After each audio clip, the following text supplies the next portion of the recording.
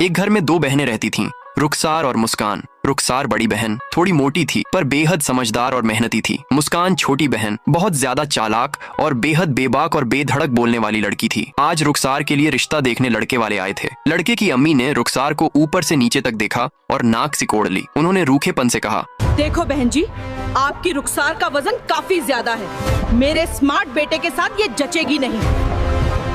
अगर इस मोती लड़की को हमारे घर भेजना है तो दहेज में 50 लाख कैश और एक कार देनी पड़ेगी, तभी हम कॉम्प्रोमाइज करेंगे। रुखसार बेचारी अपनी अम्मी का हाथ पकड़कर रोने लगी। मुस्कान दरवाजे के पीछे खड़ी सब सुन रही थी। बस बहुत हुआ। एक्सक्यूज मी आंटी, आप अपने बेटे की शादी करवा रही हैं या उसका सौदा?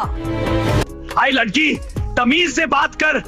तमीज उनसे की जाती है जो इज्जत के लायक हो। और सुनो, अगर तुम्हारा बेटा इतना ही बिकाऊ है तो इसे OLX पर भेज दो, शायद कोई कबाड़ी वाला खरीद ले।